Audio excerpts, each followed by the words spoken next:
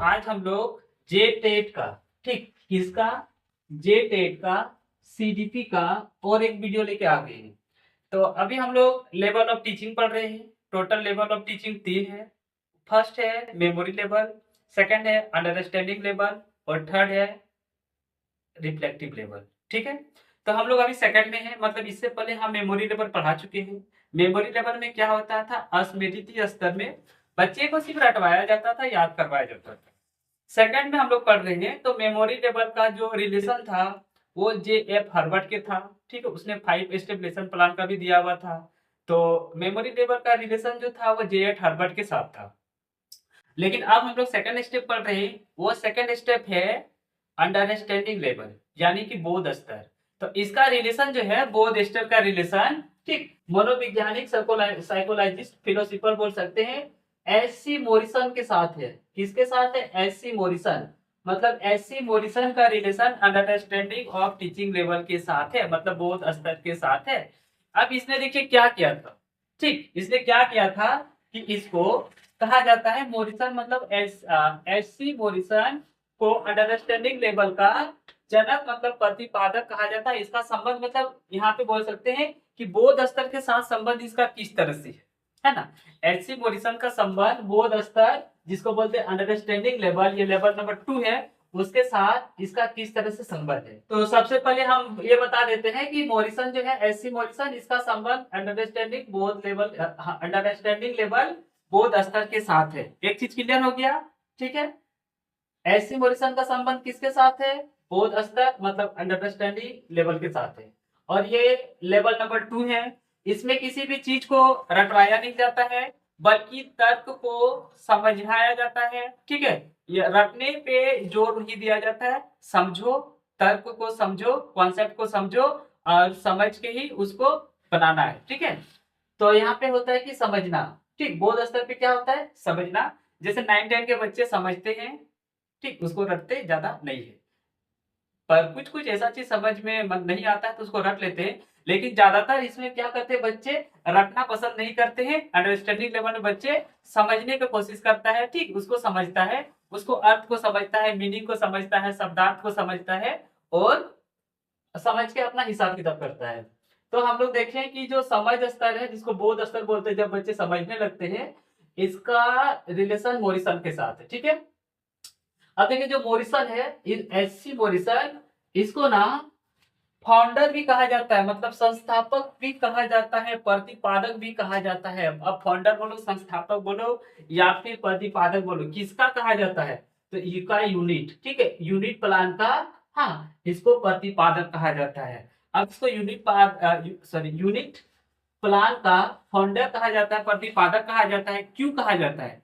क्योंकि इसने, ठीक है, क्या किया है, पूरे सब्जेक्ट को, ठीक है, पूरे सब्जेक्ट को इस तरह से विभाजन किया है, डिवाइड किया है, अलग अलग वर्णों, अलग अलग सब्जेक्ट में डिवाइड किया है, जिससे कोई भी बच्चा जो है ना, वो किसी भी चीज में मास्टरी हासिल कर सके, महारत हासिल कर सके, है ना। अलग अलग विषय में, मतलब अलग अलग सब्जेक्ट को अलग अलग विषय में बांटा है। तो बांटने का मतलब विभाजन करने का काम कौन किया है? फाउंडर। ठीक, इसीलिए इसको कहा जाता है, मतलब एस.सी. मॉरिसन को इसने जो विभाजन किया है ना, देखिए अब किस तरह का विभाजन किया है। जैसे हम लोग स्कूल में क्या देखते हैं, हम लोग को पूरा स्कूल में साल भर का प्लान तैयार करके दिया जाता है ना, कि साल भर में आपको मैथ भी पढ़ना है, इंग्लिश भी पढ़ना है, हिंदी भी पढ़ना है, संस्कृत भी पढ़ना है और जो जो विषय लेंगे उसको भी पढ़ना है, मतलब 4-5 विषय पढ़ना है। अब बोलो 4-5 विषयों का सबका बुक आता है ना, तो वो पहले तैयार हो गया।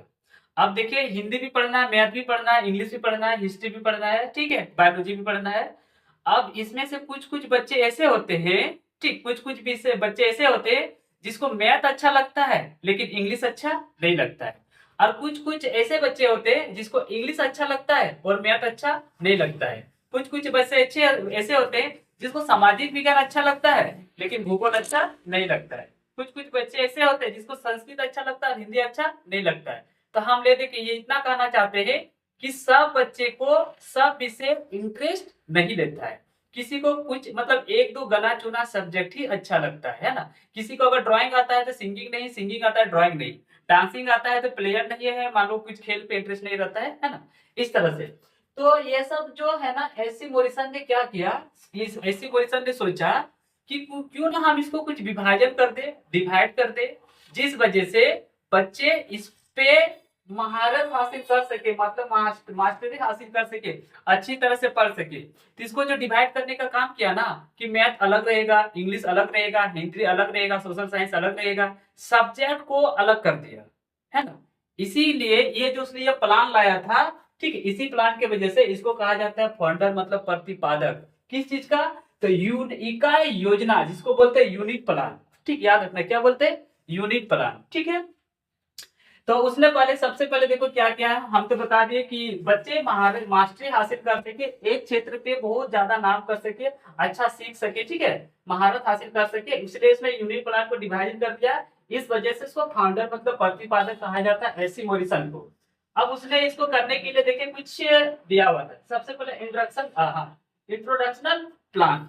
ठीक, सबसे पहले इंट्रोडक्शन प्लान, मतलब हम देखिए सबसे पहले अपना वीडियो शुरू किए, तो आपको क्या दिए, इंट्रोडक्शन दिए, है ना, इंट्रोडक्शन दिए कि हम पिछला क्लास में क्या क्या पढ़ाए थे। तो पिछला क्लास में पढ़ाए थे स्मृति स्मृति लेवल, जिसको बोलते हैं, ठीक, मेमोरी लेवल, है ना, स्मृति लेवल, मेमोरी लेवल। तो हम लोग कोई भी कुछ भी करते हैं तो सबसे पहले इंट्रोडक्शन आता है ना। जैसे देखिए किताब अगर खोलिएगा तो सबसे पहले टीचर के लिए ना फर्स्ट पेज में इंट्रोडक्शन रहता है, मतलब कि इंस्ट्रक्शनल प्लान रहता है कि बच्चे को किस तरह से पढ़ाना है, किसे समझाना है, क्या कराना है। अब वो हो गया ना। अगर हम नहीं बोलते कि अगर हमको कोई बिजनेस शुरू करना है तो सबसे पहले प्लान सोचना होगा, मतलब क्या करना होगा, इंस्ट्रक्शन करना होगा, उसके बारे में बताना होगा। ये देखो ना, 2-4 जगह भाषण देना होगा, उसके बारे में बताना होगा, वही हो गया इंस्ट्रक्शनल। इंस्ट्रक्शनल प्लान में सबसे पहले उसने तैयार किया था कि ईयर योजना, मतलब जिसको बोलते हैं वार्षिक योजना, ईयर प्लान। ठीक है, ईयर प्लान वार्षिक योजना। तो ईयर प्लान वार्षिक योजना में उसने बताया कि पूरे साल में क्या क्या पढ़ना है। ठीक है, साल में जैसे देखो व्यापक रूपरेखा उसको तैयार किया कि कौन कौन सा सब्जेक्ट तुमको पूरे साल में पढ़ना है। ठीक है, और सिर्फ पढ़ना नहीं है, किस तरह से पढ़ना है, किस ढंग से पढ़ना है, ताकि टीचिंग जो है ना, शिक्षण है, वो बच्चे रटे नहीं, समझे। ठीक है, क्योंकि अभी हम लोग पढ़ ही रहे हैं अंडरस्टैंडिंग लेवल, तो बच्चे उसको समझे और अच्छा से अच्छा बेटर कर सके। तो उसने सबसे पहले इंस्ट्रक्शनल दिया था, ठीक है, निर्देश दिया था कि कैसे स्कूल को चलाना है, पूरा साल भर का कैसे प्लान तैयार करना है। तो सबसे पहले ईयर प्लान हो गया, ईयर प्लान हो गया, वार्षिक योजना। इसमें पूरा साल में कौन कौन सा विषय पढ़ाना है, किस तरह से पढ़ाना है और क्या करना है, मतलब ये सोचो कि पूरा साल का रूपरेखा, ठीक है, व्यापक रूपरेखा तैयार करके दिया। कौन तैयार करके दिया, एससी मॉरिसन ने। सिर्फ साल भर का नहीं। उसके बाद देखिए हम लोग लेते हैं यूनिट प्लान, मतलब इकाई योजना। ठीक, इसमें आता है लेसन वगैरह। अब जैसे देखिए हम लोग पहले ये तो डिसाइड कर दिया पूरा साल में कौन कौन सा सब्जेक्ट पढ़ना है। अब सब्जेक्ट के अंदर हम लोग का यूनिट आता है, लेसन आता है, मतलब टॉपिक्स आता है कि नहीं। तो अब यहाँ पे इसी के लिए इसको यूनिट प्लान के लिए, मतलब इकाई योजना, ठीक है, यूनिट प्लान के लिए, इसी के लिए उसको, इसी का मतलब उसको फाउंडर कहा जाता है, प्रतिपादक कहा जाता है। तो इसमें उसने बताया कि यूनिट प्लान में कैसे क्या क्या पढ़ना है।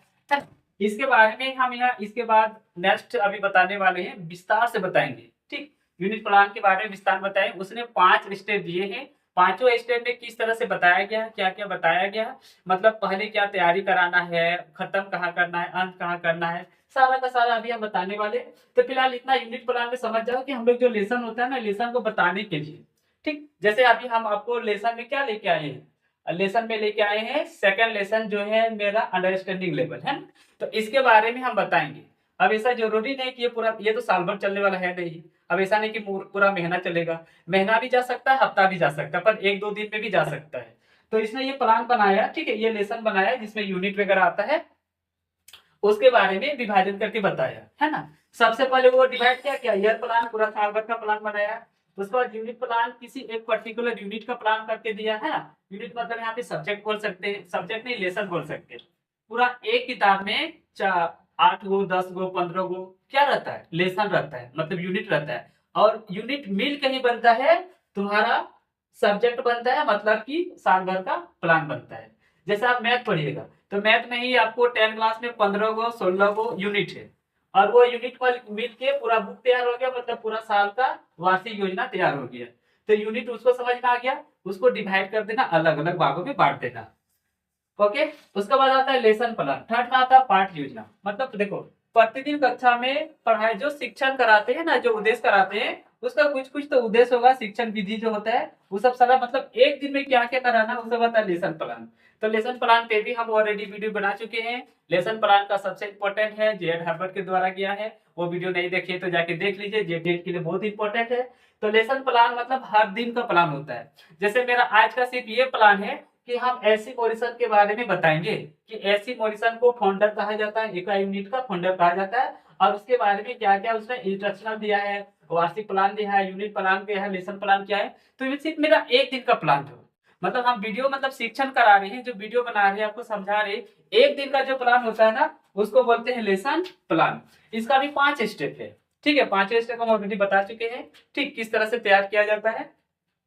प्रतिदिन कक्षा में शिक्षण कराएंगे, उसका कुछ उद्देश्य होगा, कुछ विधि होगा, उस विधि से हम लोग जो शिक्षण कराते हैं उसको बोलते हैं लेसन प्लान। ठीक है, तो यहाँ पे बोल सकते हैं कि लेसन प्लान मतलब एक दिन का पढ़ाई मिल के, मतलब एक दिन, 2 दिन, 3 दिन, 4 दिन, 5 दिन, 6 दिन, 7 दिन, 8 दिन पढ़ाई करेंगे, तो पढ़ाई करते करते करते मेरा पूरा यूनिट कवर होगा। मतलब एक चैप्टर खत्म होगा, जिसको बोलते हैं एक लेसन खत्म होगा, एक पार्ट खत्म होगा। ठीक है, तो पहले 2 3 4 दिन करके पढ़ाई करके पहले हम, मतलब 1 2 3 दिन 4 दिन करके पूरा लेसन खत्म किए।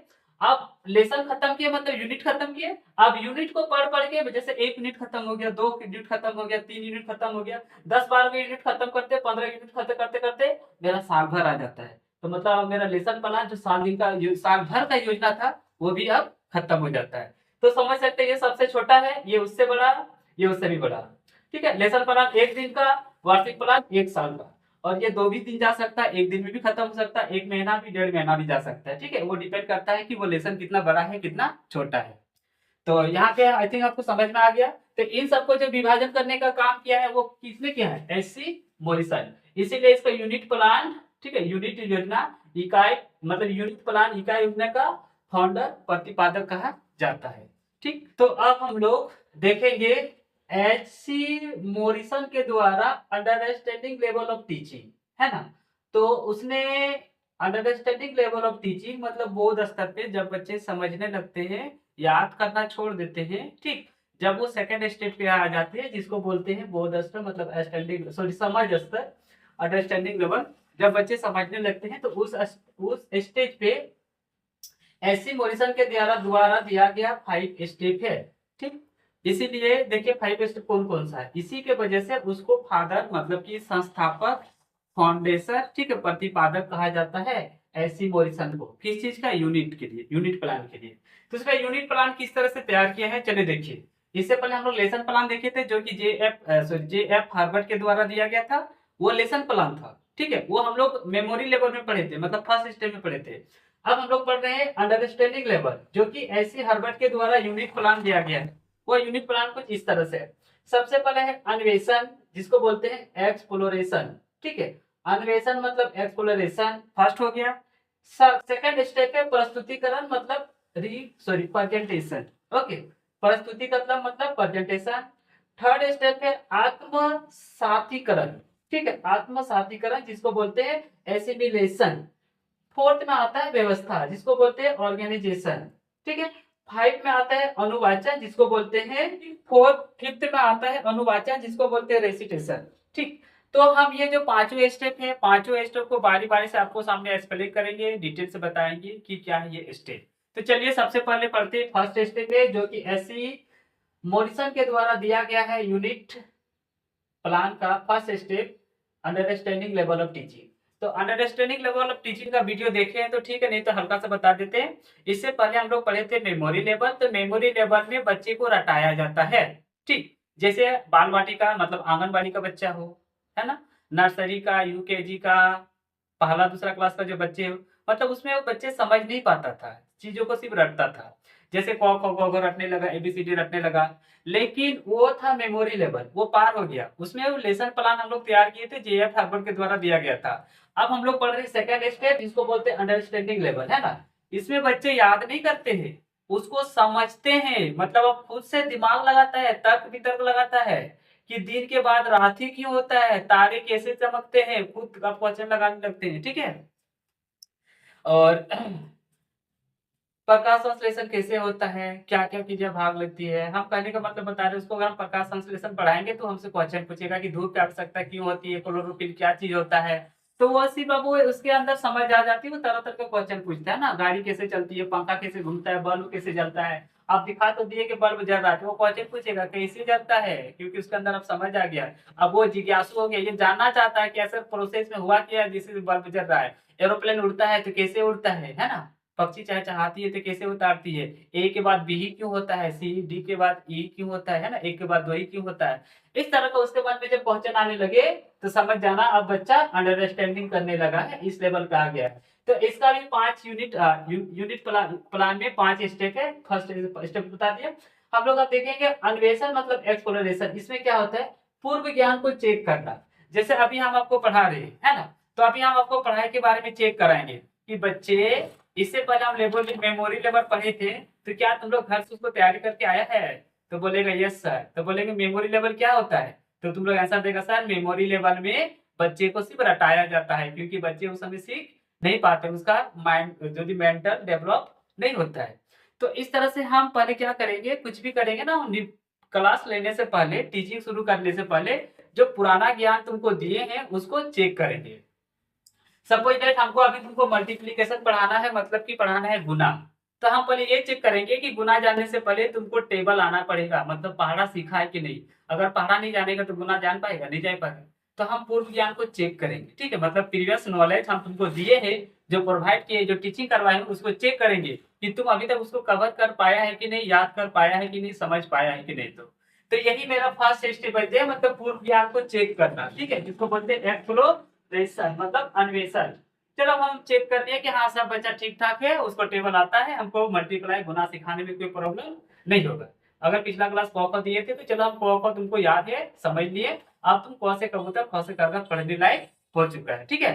तो हम ये मान के चले कि तुम मेमोरी लेवल, इससे जो पहले पिछला वीडियो बनाए थे वो मेमोरी लेवल तुम लोग पढ़ चुका है। जी.एच. हर्बर्ट के बारे में जो लेसन प्लान था वो भी पढ़ लिया है। मेमोरी लेवल में बच्चे को याद करवाया जाता था, वो सिर्फ टीचर सेंटर होता था, स्टूडेंट लेवल नहीं, स्टूडेंट सेंटर नहीं होता था, क्योंकि स्टूडेंट तो सिर्फ डरता था, ठीक है। इतनी सारी बातें हम जान गए थे ये, ठीक। तो अन्वेषण मतलब एक्सप्लोरेशन कहने का मतलब ये है कि सिर्फ पूर्व ज्ञान को चेक करेंगे। क्लास स्टार्टिंग किए आए हैं, अब हम पहले चेक कर लेंगे कि कौन बच्चा कितना पढ़ा है, कितना जानता है, कितना नहीं जानता है, उसके बाद ही हम उस पर आगे बढ़ेंगे, ठीक ना। जैसे बहुत सारा बच्चा कमजोर रह जाता है, तो अब हमको चेक करेंगे कि यह क्या किया है कि नहीं किया है, वरना हम आगे बढ़ा देंगे और वो सकेगा ही नहीं बनाने के लिए, है ना। तो हम पहले चेक कर लेंगे कि इसको याद है कि नहीं है। तो फर्स्ट हम करेंगे क्या, एक्सप्लोरेशन करेंगे, मतलब चेक करेंगे।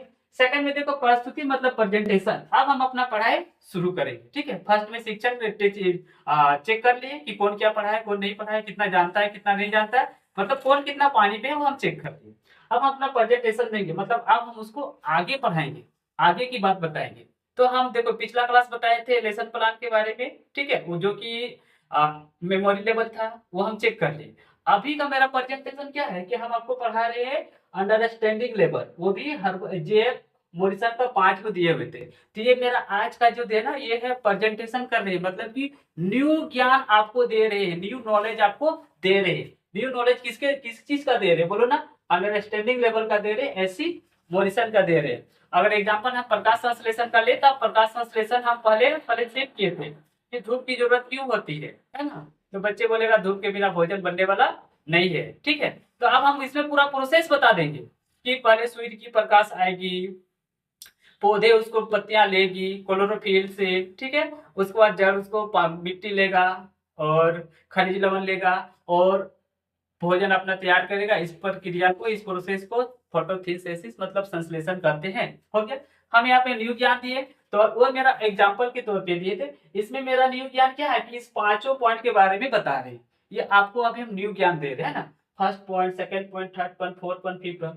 अब अगर हम अपना टीचिंग को बढ़िया करना चाहिए, जो मेरा टॉपिक है वो इफेक्टिव हो, बोरिंग ना हो, है ना, एकदम अच्छा से अच्छा प्रेजेंटेशन हो, तो उसके लिए हम क्या करेंगे, देखिए उसके लिए 4 चीज कम से कम करेंगे। जो मेरा टॉपिक्स है ना उसको बढ़िया करने के लिए, ठीक है, बढ़िया टीचिंग मेथड का यूज करेंगे, वैसा टीचिंग मेथड का यूज करेंगे जिसमें बच्चे ना ज्यादा हंसी मजाक हो, ठीक है, मतलब बच्चे को बहुत अच्छा लगे, इंटरेस्ट लगे। ऐसा नहीं कि बच्चा बच्चा पढ़ा रहा है बच्चा सो रहा है ऐसे में बच्चा बोरिंग हो जाएगा, ठीक है। तो वैसा प्रेजेंटेशन ही है। प्रेजेंटेशन ऐसा हो कि बच्चा जैसे देखे अब मजा आएगा, ठीक है, हंसी भी आएगी, सीखने के लिए भी मिलेगा, इंटरेस्टिंग भी बनेगा, ऐसा होना चाहिए, उसको बोलते हैं प्रेजेंटेशन। तो प्रेजेंटेशन में सबसे पहले जो बोलता है टीचिंग मेथड का यूज हो बढ़िया हो, मतलब ऐसा टीचिंग मेथड यूज कीजिए जो बच्चे को इंटरेस्टिंग लगे, मजेदार लगे, जोरदार लगे, इंटरेस्टिंग लगे, ठीक है, बोरिंग तरह का नहीं होना चाहिए। सिर्फ टीचिंग मेथड यूज होने से अच्छा नहीं होता प्रेजेंटेशन, उसके लिए टीचिंग अप्रोच भी अच्छा होना चाहिए। गुड। उसके बाद देखो, इसके लिए हम क्या करेंगे, TLM मतलब टीचिंग लर्निंग मटेरियल के माध्यम से बच्चे को पढ़ाएंगे, ठीक है। किस चीज का यूज करेंगे, टीचिंग लर्निंग मटेरियल, ठीक। जैसे हम इससे पहले बोले थे कि हमको प्रकाश संश्लेषण पढ़ाना है, तो प्रकाश संश्लेषण पढ़ाना है तो उससे पहले हम क्या करेंगे, सूरज का एक फोटो ले लेंगे, जैसे यहाँ पे दिखा देंगे सूरज, यहाँ पे एक पौधा ले लेंगे, ठीक है, इससे किरण आ रही है ना। तो इस तरह हम देखो टीचिंग लर्निंग मटेरियल का यूज करेंगे, एगो सन लेंगे, एगो प्लांट लेंगे, वहां से सनलाइट आएगा, जमीन पे दिखा देंगे कि यहाँ पे वाटर और खनिज लवण को शो कर रहा है, ठीक। तो इसमें हम क्या करते हैं, टीचिंग लर्निंग मटेरियल। तो यहाँ पे ये जो हम चौक का यूज किया है ना, जो बोर्ड का यूज किया है ना, ये भी तो टीचिंग लर्निंग मटेरियल ही है, ठीक है। तो हम अपना क्लास को इफेक्टिव बनाने के लिए, जोरदार बनाने के लिए, शानदार बनाने के लिए कुछ टीचिंग लर्निंग मटेरियल का यूज करेंगे, ताकि बच्चे और भी समझ में आ जाए, है ना। जैसे मान लो आप पढ़ाएंगे मोटर वगैरह, ठीक है, फ्लेमिंग का बाएं हस्त नियम, दाएं हस्त नियम, खाली इस तरह करके सिखा देंगे ना तो बच्चा भूल जाता है सर, किधर से करंट आया, किधर गया, किधर बल लगा, कोनो बाहर में जाए। लेकिन आपके सामने एक्सपेरिमेंट करके दिखा दे, चलिए हम 2 मैग्नेट ले भी आते, एक नॉर्थ एक साउथ, ठीक है, जैसे ऐसे देखिए, ओरिजिनल का मेरे पास है तो नहीं, पर बोल देते ये नॉर्थ है या साउथ है, 2 मैग्नेट लेके आएंगे, है ना। अब यहाँ इन लोगों के बीच में जो फोर्स लगना शुरू होगा, उसके बीच में अगर कोई कॉइल को लेके चल जाएंगे, ठीक है, ऐसे मेरे पास है यार, ठीक है, मान लो जैसे ये कॉइल रहता है, यहाँ जाता, सुई घूमना शुरू हो जाता है, घूमता कि नहीं है। तो अगर ये घूमने लगता है, ठीक, अगर घूमने लगता नहीं घूमता है, तो यहाँ पे जो हम कॉइल का यूज कर रहे हैं बचाने के लिए, प्रेजेंटेशन देने के लिए, और इसके बाद चुंबक का जो यूज किए थे बताने के लिए, तो सब क्या हो गया, टीचिंग लर्निंग मेथड। अब इसे बच्चे ना एक्सपेरिमेंट भी करेगा, थ्योरी भी करेगा, प्रैक्टिकल भी करेगा, बच्चे को अच्छी तरह से समझ में आएगा। तो बच्चे कैसे क्या होगा, नया नया चीज सीखने के लिए भी मिलेगा और बोरिंग भी नहीं लगेगा। तो प्रेजेंटेशन में क्या होता है, न्यू चीज सिखाते हैं, लेकिन TLM के माध्यम से, ठीक है, और वो भी भाषा के साथ होना चाहिए, आसान होना चाहिए, ऐसा नहीं रफ टफ भाषा हो, इतना रफ टफ भाषा रहेगा बच्चा का सर से पार हो जाएगा, है ना। जैसे मान लो गवर्नमेंट स्कूल का कोई बच्चा हो और उसको इंग्लिश से पढ़ाइए, ठीक। अब गवर्नमेंट स्कूल में क्या होता है, इंग्लिश थोड़ा कमजोर रहता है, ऐसा नहीं कि एकदम कमजोर रहता है। अब वहाँ पूरा हाई फाई एकदम खाली इंग्लिश से बोलिए, अमेरिकन इंग्लिश बोलिए, ब्रिटिश इंग्लिश बोलिए, उसका सारा सर से ऊपर पार हो जाए, टॉपिक से घंटा समझ में आएगा। इसलिए क्या होते हैं, अब भाषा जो है ना आसान होना चाहिए। अब सुनिए, अगर मेरा टीचिंग लर्निंग मटेरियल बढ़िया है, TLM, ठीक है, टीचिंग लर्निंग मटेरियल बढ़िया है, टीचिंग मेथड बढ़िया है, आसान भाषा का यूज किए हैं, बढ़िया टीचिंग अप्रोच का यूज किए हैं, तो मेरा प्रेजेंटेशन 100% गुड होगा, ठीक है। तो आज प्रेजेंटेशन में क्या देना, न्यू ज्ञान को बताना है, मतलब आज का जो क्लास है, आज का जो टॉपिक है उसको पढ़ाना है, समझ में आ गया। तो एक्सप्लेनेशन, अन्वेषण, इसमें देखें हम लोग पूर्व ज्ञान को चेक किए हैं। थर्ड में देखिए प्रस्तुतिकरण मतलब प्रेजेंटेशन, इसमें हम लोग देखें कि क्लास को कैसे इफेक्टिव बनाया जा सका, न्यू ज्ञान को देने के लिए, सिखाने के लिए, दिमाग में बैठाने के लिए कितना इफेक्टिव तरीके से हम पढ़ा सकते हैं, कौन सा मेथड यूज करेंगे, अप्रोच यूज करेंगे, TLM यूज करेंगे, माध्यम यूज करेंगे, आसान भाषा का यूज करेंगे, ताकि बच्चे अच्छा से अच्छा सीख जाए, ठीक है। अब थर्ड में आता है आत्म सातीकरण, ठीक है, मतलब एसिमिलेशन। इसमें क्या आता है, पूर्व ज्ञान और न्यू ज्ञान को अब हम ना, ठीक, पूर्व ज्ञान और न्यू ज्ञान को दोनों को, देखिए यह क्या साइन दिए, प्लस का साइन, ठीक है। मतलब आत्म सातीकरण एसिमिलेशन में जो पूर्व ज्ञान था, नंबर 1 वाला पॉइंट है ना, जो पूर्व ज्ञान जो हम बताए थे, चेक किए थे, और जो प्रेजेंटेशन मतलब जो अभी हम पढ़ाएंगे, दोनों को जोड़ देंगे, दोनों को क्या करेंगे, मिला देंगे, है ना, ठीक। दोनों को आप क्या करेंगे, मिला देंगे, मतलब पहले का और अभी का दोनों को जोड़ देना है, ठीक। जैसे पहले बताए थे प्रकाश संश्लेषण के लिए क्या जरूरी है, धूप जरूरी है, प्रकाश संश्लेषण होता कैसे है, इसको हम पहले बताए थे, मतलब ये अपना पूर्व ज्ञान था, चेक करवाए थे। उसके बाद बताएं कि अभी हम प्रेजेंटेशन में पूरा प्रकाश संश्लेषण का प्रोसेस ही बता दिए कि भोजन कैसे बनाया जाता है, कैसे पार्ट पार्ट में पहुंचता है। अब दोनों को ऐड करते, जोड़ दो, ठीक है, दोनों को जोड़ देंगे तो लगेगा हाँ अब हमको टॉपिक जो है वो बढ़िया समझ में आ गया, क्लियर समझ में आ गया। सर पहले आधा अधूरा था तो समझ में नहीं आता था, हाँ, इसका एक एग्जांपल आपको डेमो मस्त सा देते, ठीक है। सपोज दैट कोई बहुत सारा ऐसा मूवी आता है ना जिसमें पार्ट 1 और पार्ट 2 रहता है, ठीक। अगर आप पार्ट 1 देखे ही नहीं है और पार्ट 2 देख लीजिए, तो बोलिएगा सर कुछ-कुछ मूवी का समझ में आया और कुछ-कुछ समझ में नहीं आया। लेकिन आप जैसे पार्ट 1 देखने के बाद पार्ट 2 देखिएगा ना, तो आपको वो मूवी जोरदार समझ में आएगा, एकदम अच्छा समझ में आएगा। तो वही बात यहाँ है कि हम जो पूर्व ज्ञान को चेक करते हैं, वो पार्ट 1 मूवी है, ठीक है। और जो प्रेजेंटेशन दिए अभी का जो है वो पार्ट 2 है। उसके बाद दोनों को जोड़ दो, ठीक है, जिसको बोलते हैं सात्विकरण मतलब एसिमिलेशन। आप पार्ट 1 का मूवी और पार्ट 2 का मूवी दोनों को जोड़ दो। हाँ सर, अब मूवी का पूरा कहानी हमको समझ में आ गया, बहुत अच्छा लगा कहानी, बहुत अच्छा, ठीक। उसी तरह से टीचिंग में भी होता है, जो पूर्व ज्ञान हम उसको दिए थे और जो नया ज्ञान उसको मिलाए, आप उसको जोड़ देंगे, मतलब ले देके शुरू से अंत तक ऑल टोटल कहानी बता देंगे, तो बच्चे को अच्छा समझ में आएगा, है ना। अगर मान लो कोई बच्चे को कम कहानी सम बताएं तो उसको क्या समझ में आएगा, ठीक। जैसे हम फर्स्ट में चेक करते हैं कि राम का जन्म हुआ, ठीक है। फर्स्ट में चेक करते कि राम का जन्म हुआ और नया ज्ञान दे देते, ठीक है, कि रावण को मारा। हाँ, अब उसको समझ में नहीं आएगा कि रावण को मारा तो मारा क्यों? कुछ तो किया होगा, अब बच्चे सोचेगा, है ना। तो वो हम प्रेजेंटेशन में बताएंगे कि रावण को क्यों मारा था, सो एक सीता का हरण ले गया था, सीता को उठा के ले गया था, है ना। तो देखिए, अगर हम अब पूर्व ज्ञान को जैसे बता दिए, पूर्व ज्ञान और नए ज्ञान को जोड़ दिए, तो ही इस वहाँ जो मतलब जो होता है ना असिमिलेशन, जिसको बोलते हैं सात्विकरण, इसमें बच्चे को कंफर्म समझ में आ जाता है। ओ, रावण सीता को हाथ लगाया था, इसीलिए तो राम ने मारा। साला राम से पंगा लेता है, हाँ। दो चार को शास्त्र ज्ञान क्या पढ़े अपने आप को महान पंडित समझता है। खैर तुम था, लेकिन राम से तो बड़ा नहीं है, ठीक है। तो यहाँ पे क्या होता है, पूर्व ज्ञान और नए ज्ञान को जोड़ देते हैं, तो मेरा टॉपिक जो है क्या बोलते हैं, कॉन्सेप्ट जो है, चैप्टर जो है वो पूरा क्लियर हो जाता है, नो डाउट रहता है सेक्शन में, ठीक है। आई थिंक हमको लगता है अब आत्म सात्विकरण जिसको बोलते हैं एसिमिलेशन समझ में आ गया।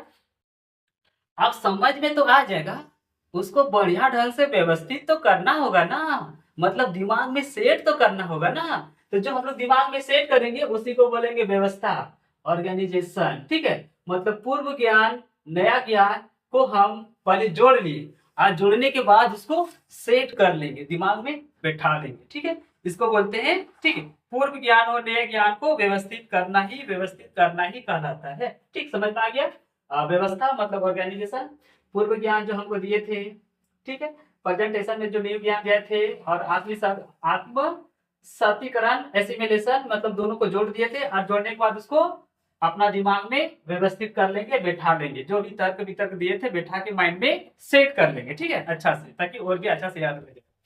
लास्ट में आता है व्यवस्थित कर लिए, उसके बाद आता है चौक, उसके बाद अनुवाचन, ठीक है, रिसिटेशन। हाँ, अनुवाचन रिसिटेशन में क्या होता है, अब हमको लग रहा है अरे कहीं कुछ छूट गया होगा, नहीं लगता है, पढ़ाते पढ़ाते कुछ छूट गया होगा, या फिर पढ़ाते पढ़ाते फ्लो में मौसम में ऐसा आए कि साला को बताना ही भूल गए, कुछ छूट गया होगा, या फिर नहीं बोलते दोबारा कुछ गलती बता दिए, एक्सपीरियंस नहीं रहता है, ठीक है, या फिर छूट जाता है। तो कुछ अगर हमको लगता है कि मेरा जो प्रेजेंटेशन था कुछ चीज बताना चाहिए था वो गलती से छूट गया, या कुछ कुछ गलती हो गया, तो उसको ना हम दोबारा चेक कर लेंगे, उसी को बोलते हैं दोबारा चेक करना, मतलब कि अनुवाचन करना, ठीक। फिफ्थ स्टेप में क्या बोलता है, एसिमोलेशन, एसिमोलेशन बोलता है अनुवाचन, मतलब फिफ्थ स्टेप, पांचवा स्टेप में रिसेप्शन मतलब कि अपना गलती जो हुआ है या तुमसे जो छूट गया है उसको दोबारा से चेक कर लो, ठीक है, ताकि आगे तुम्हारा कोई प्रॉब्लम नहीं होगा, बच्चे गलत नहीं सीखेंगे और बच्चे का कुछ छूटेगा नहीं। इससे क्या होगा, तुम्हारा टीचिंग इफेक्टिव होगा, प्लस बच्चे को कॉन्सेप्ट समझ में आएगा। तो ये तुम्हारा जेएस हर्बस के द्वारा दिया गया था, सॉरी जेएस मॉरिसन के द्वारा दिया गया था अंडरस्टैंडिंग लेवल का 5 स्टेप। इसी को कहा जाता है क्या बोलते हैं, यूनिट प्लान का फाउंडेशन संस्थापक कहा जाता है सिमुलेशन को, ठीक है। तो यहाँ तक हमको लगता है पांचवें स्टेप आपको समझ में आ गया। चलिए बहुत जल्द मिलते हैं, अब पढ़ेंगे तो न्यू स्तर जिसको बोलते हैं रिफ्लेक्टिव लेवल, यानी चिंतनशील स्तर, ठीक है। तो वो बहुत ही इंपॉर्टेंट होने वाला है। तब तक के लिए बने रहिए वीडियो में। बाय बाय, टाटा, नमस्कार, bye bye, have a nice day, good day, ठीक है। मेरी शुभकामना आपके साथ है कि जेटेट अच्छा से पढ़े, मेरे वीडियो को लाइक करें, कमेंट करें, फॉलो करें। और ज़्यादा से ज़्यादा जितना हो सके शेयर करें। Thank you.